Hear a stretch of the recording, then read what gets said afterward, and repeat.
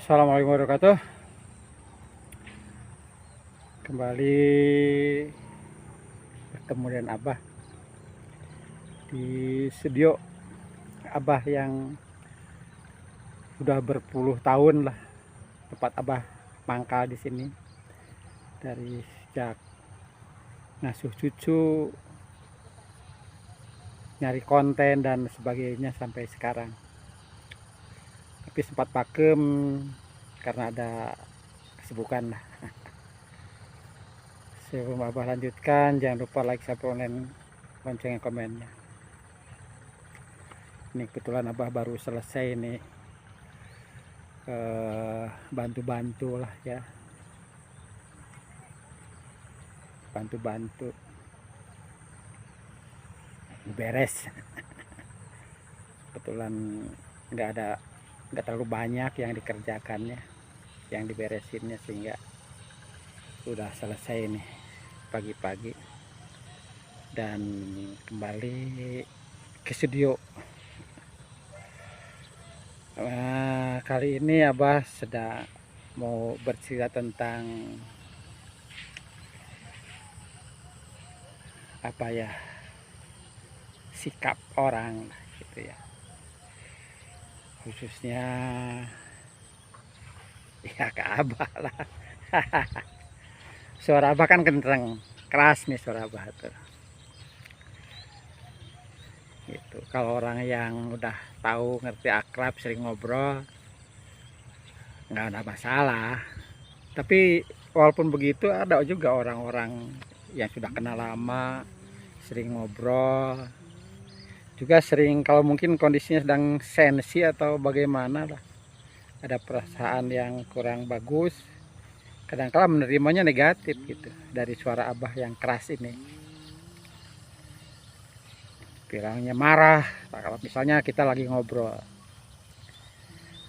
Kalau ngobrol dan ada perlu dijelaskan, kadangkala kita kan intonasinya tegas, dan suara yang untuk meyakinkan, itu terimanya marah gitu. Juga dalam bertanya atas sesuatu, kita ada kekhawatiran gitu, tanya, suara bahkan keras, itu terimanya marah juga gitu. Itulah masalahnya. Tapi keuntungannya Abah tuh dari kecil dengan suara keras Abah ini selalu jadi KM. Selalu jadi KM Abah tuh. Jadi di pramuka, jadi komandan upacara. Karena suaranya dalam beri Abah-Abah tuh jelas gitu. Abah keren, kenceng. Sampai waktu itu Abah jadi pramuka di kavaleri, dan Jen, bukan danjen, dan puskapnya waktu itu Pak Wing Wirjawan itu sempat bilang, wah nanti sebaiknya Abah jadi tentara gitu. Saran dia untuk, katanya Abah pantas tuh. Dilihat dari apa, kadang kegiatan pramuka dulu kan ada tanda jejak, ada baris dari bukan hanya baris berbaris kan, ada permainan lainnya, ada tanda jejak, camping, dari campingnya ada jurit malam kan, rembesan gitu kan. Abah tuh bagus gitu menurut penglihatan beliau. Jadi Abah makanya nanti jadi tentara aja gitu kan. Dan itu bukan tidak berhenti waktu di masih menjabat dan puskap. Beliau sempat nanyakan waktu sudah jadi danjen akabri. Abah tawarin di tentara. Tapi waktu itu ibu tidak mengizinkan Abah jadi tentara karena pengalaman selama nikah dan ayah Abah itu kan ditinggal tugas terus tuh, dari mulai ke Sinai itu Guarda 1, Guarda 3 di Kongo, terus sampai ICCS itu. Sampai terus belum operasi-operasi dalam negerinya. Hanya tidak ke timur-timur aja.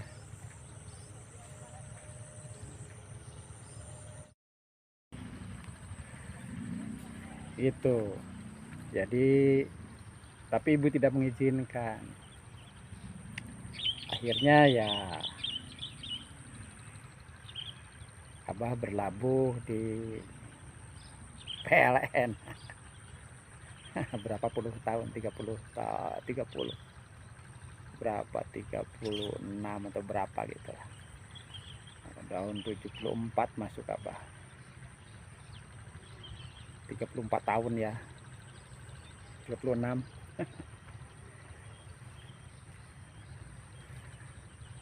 Gitu. Nah,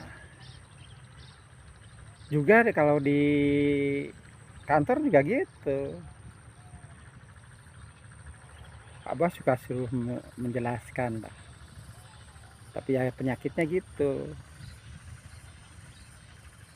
ada yang suka bilangnya marah. Emang ya enak ya gitu, terutama dengan teman-teman kita dari Jawa Tengah itu, yang mereka suaranya nggak kedengaran, sama tetangga sebelah juga nggak kedengaran. Tiba-tiba ngobrol dengan orang yang meledak suaranya kayak bom. Ya gimana lagi ya. Tapi jadi bagi teman-teman yang udah tahu, yang sama-sama suaranya kenceng itu, ya rame akrab lah, kita saling itu kan, memang kayak yang bertengkar wah rame gitu, padahal kita enjoy gitu. Itulah kadang-kala, makanya aduh, saya terutama di Sunda nih, di Sunda ya, dalam ngobrol itu kadang-kala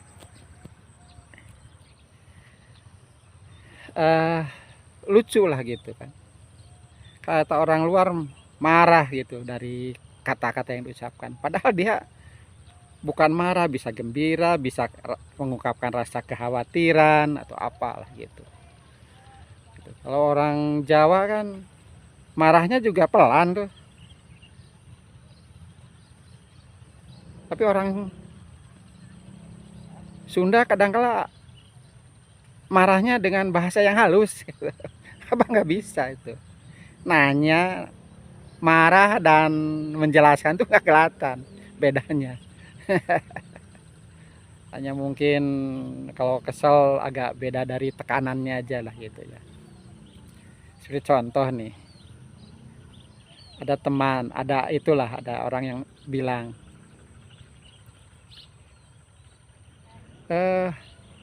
anak aing anjing teh kebanjiran, padahal baheula mah henteu. Itu ada kata anjing, kan orang konotasinya kalau ada kata anjing itu kan marah ya, caci maki, padahal dia tuh mengungkapkan ada rasa kekhawatiran, rasa keheranan gitu kan, gitu. Suaranya kenceng, ngomongnya gitu, gitu. Kadang-kala orang kalau yang tidak tahu kebiasaan di tempat tersebut, wah orang tuh kasar banget gitu kan. Padahal itu bukan ungkapan kasar. Itulah eh, kita tuh bagaimana ya, jangan gampang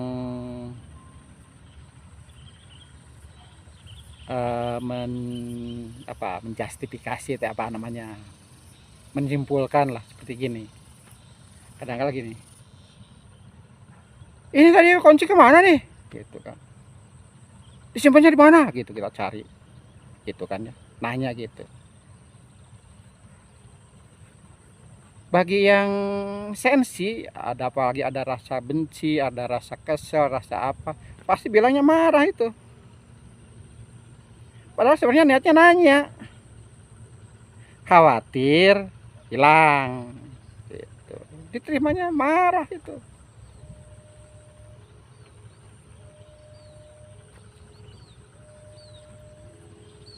gitu. Tapi orang Jawa juga kadangkala nih temen tuh, Dia nanya,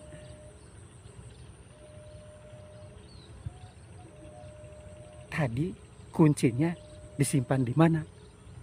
Halus dia ngomong. Tapi diterima sama orang yang itunya, disangka nuduh. Kan bisa itu. Nah, begitulah ya. Jadi kita harus bagaimana, harus ngerti lagi mana ya. Memang hidup tuh sulit, tergantung perasaan orang. Tapi kalau ngurusin perasaan orang terus kita repot tuh.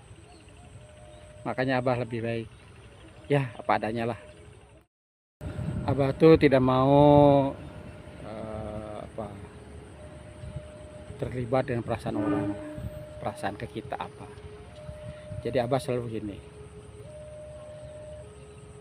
Abah terima sesuai, Abah bereaksi sesuai dengan apa yang dia lakukan gitu.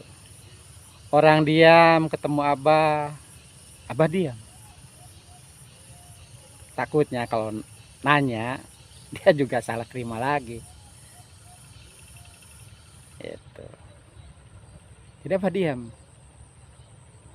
Ada ketemu orang, orangnya apa dengan sopan, Abah lebih sopan lagi. Itu Abah selalu ya, kalau istilahnya itu pentengin lah, ini sih, jadi pentengin. Apa yang dia terima itu adalah kelakuan dia gitu. Abah gitu. Jadi Abah gitu. Ada orang buang muka, ketemu udah kelihatan Abah jalan nih, kelihatan dia udah buang muka. Abah tahu ini nggak mau disapa, Abah diam, liwat aja, sama kayak dia. Gitu. Ada orang dari jauh udah kelihatan raut mukanya udah mau nyapa nih, Abah juga pasang siap-siap ini, jika perlu menyapa lebih dulu gitu. Jadi Abah selalu gitu, terserah lah, Abah nggak pikirin dia mau apa nggak Abah pikirin, terserah siapapun itu. Abah nggak mau pikirin, karena kalau pikirin sikap orang, perasaan orang, habis kita berpikir untuk itu aja. Ya udah, kita terima aja apa adanya. Gitu. Nah itu sih Abah ya, supaya tahu lah kalau ketemu suaranya kenceng. itu gaya bahasanya ya. Abah tuh dulu nyunda banget lagi kecil, karena lahir di Bandung, pindah ke Cirebon, pindah kemana, akhirnya bahasanya kacau nih, intonasinya udah nggak jelas lagi. Oh dulu aduh Abah tentongnya bahasa Sunda itu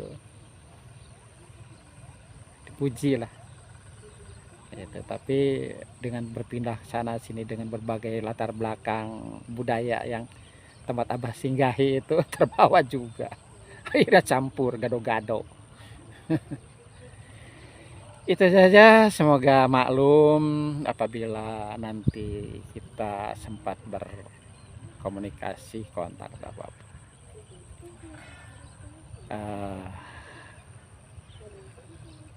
Maaf kalau misalnya sampai menyinggung. Itu saja, Abah akhiri, dan jangan lupa like, subscribe, lonceng, dan komennya. Wassalamualaikum warahmatullahi wabarakatuh.